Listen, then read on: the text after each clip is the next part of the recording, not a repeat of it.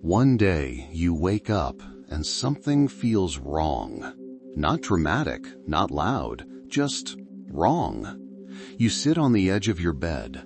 Same room, same phone, same life. But there's this quiet thought crawling in the back of your mind. None of this feels like me. You look around, at the clothes you wear because they're in, at the job you drag yourself to because it makes sense, at the people you talk to because they fit your circle, at the way you speak, the jokes you make, the opinions you repeat.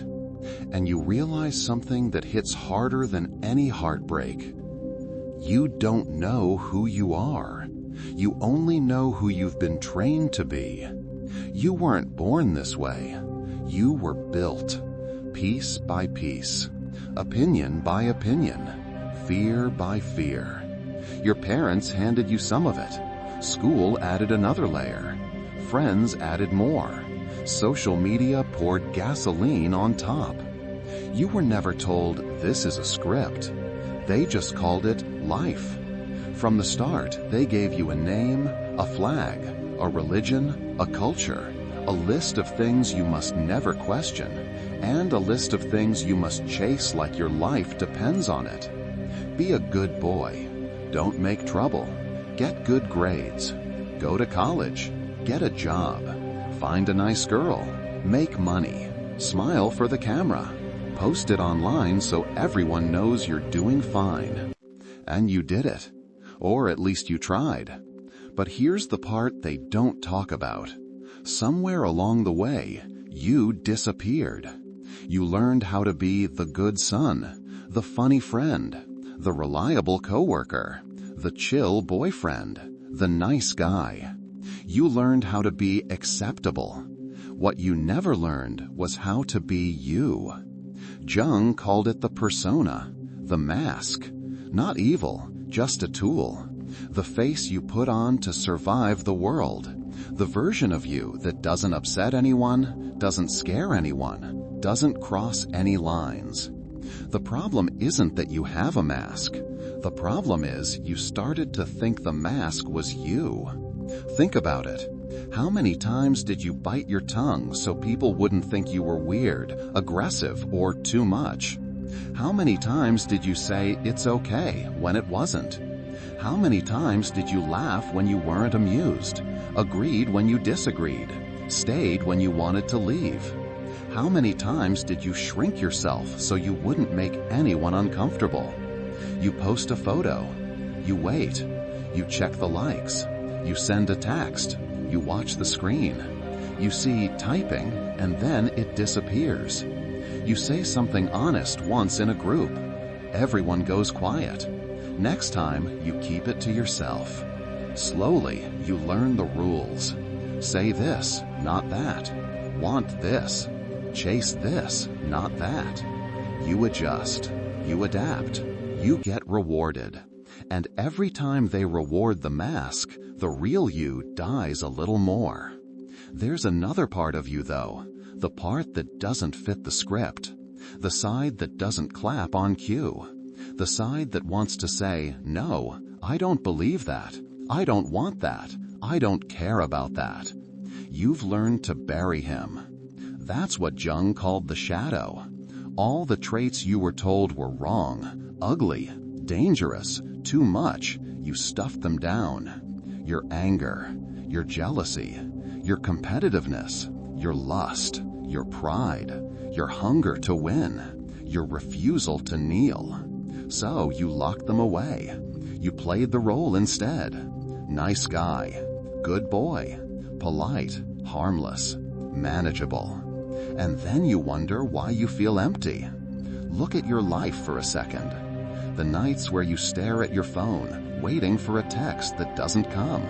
She's online. She saw it. She's just not answering. Your chest tightens. Your mind races. You feel small, pathetic, discarded. The mornings where you sit in your car outside work, hands on the wheel, thinking, if I just drive away and never come back, would anyone even notice? But you don't. You swipe your badge. You go in. You smile at people you secretly resent. You laugh at jokes you don't find funny. You sit in meetings that drain your soul. The evenings where you go out with friends. You joke, drink, talk trash, play the role. Everybody says you're chill and easygoing. You go home and drop on the bed. The silence hits. Your chest feels hollow. Your mind keeps saying, there has to be more than this, but you don't even know what more looks like. You open social media.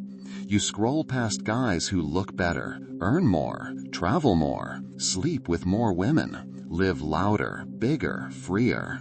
You see their highlight reels and compare them to your behind the scenes. Your brain whispers, you're behind. You're nothing. You're failing. So you keep grinding. Not for you, for the imaginary crowd in your head. You work to impress people who don't think about you. You buy things to impress strangers you'll never meet. You chase women to prove to other men that you can. You are not living. You are auditioning. And you call that freedom? Here's the truth that will ruin your sleep for a while.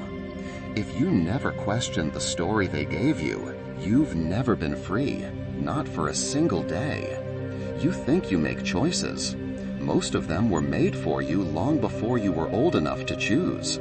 They told you what success is. They told you what failure is. They told you what a real man looks like, sounds like, earns, drives, sleeps with. They gave you a checklist. You didn't write it. Now you're killing yourself trying to complete it. You say you want money. Okay, but who told you what enough is? You say you want a relationship. Okay, but are you actually choosing that woman, or are you chasing the image of having someone so you don't look alone? You say you want respect. Okay, but from who? People you don't even respect yourself? You feel this pressure every day. Not just from ads and influencers and culture, from something deeper. There's a voice in you that says, you are not enough as you are. You must prove yourself. That voice is the perfect tool of control. Because a man who believes he's not enough will do anything to feel like he is. He'll work a job he hates for validation. He'll spend money he doesn't have for status. He'll swallow his truth to keep the peace. He'll tolerate disrespect just to not be alone. You think society is just out there. Government, media, companies, them. But society lives inside you too. It lives in your fears, your insecurities, your trauma. If someone controls your fear, they control your behavior. If someone controls your hunger for approval, they control your choices. If someone controls your loneliness, they control who you sleep with, who you date, who you stay with long after the love is dead. So the world doesn't need chains to own you. It just needs your unresolved wounds. You know how easy it is to manipulate a man who's terrified of being rejected. You give him a script. Don't make waves. Don't upset anyone. Don't speak your mind. Don't set boundaries. Be nice. Be agreeable. Maybe then someone will pick you. And so he becomes soft on the outside and full of rage on the inside. He nods. He complies. He bends. Then he goes home and numbs himself with porn, gaming, junk food, cheap dopamine. He doesn't explode. He erodes. There's another script for the guy buried in debt and scared of losing status. Work more, sleep less, keep grinding, post motivational quotes, never show weakness, prove you're winning, flex when you can. Don't ever stop moving or your life will collapse. So he works, he hustles, he burns out. He feels like a hamster in an expensive cage running on a shiny wheel. You keep asking, why do I let this happen? Why do I keep playing along? Because deep down, you think you don't have a choice. You think, this is just how it is. This is life. This is what being a man means. That's the trap. Jung said it simply. Until you make the unconscious conscious, it will direct your life and you'll call it fate. You think it's fate. It's not. It's programming. You've been following a script you didn't write, but you've been reciting it so long it feels like your own voice. So what do? Burn everything down? Quit your job, move to the mountains, disappear? No. This isn't about running away from the world. This is about finally facing yourself. That's what individuation really is. Not some spiritual hashtag, not some soft self-help phrase.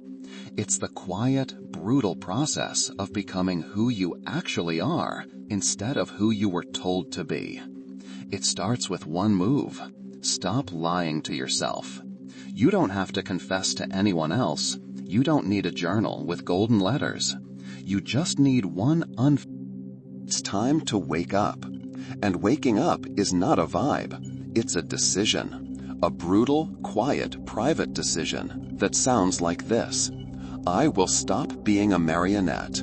I will stop handing over my strings. I will stop living as an echo of what others want. I will meet myself, even if I don't like what I see at first. I will build from there.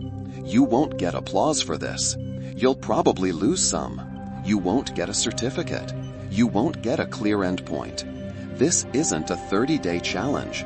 This is the rest of your life. But the alternative?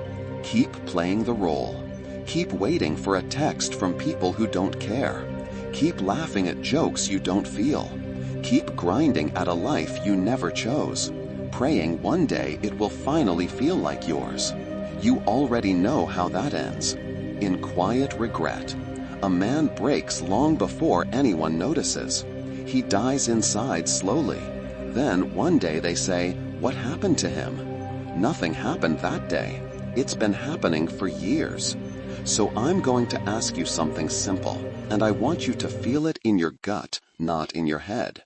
Are you willing to keep living as a scripted version of yourself, just so you don't have to face the pain of becoming real? Or are you finally ready to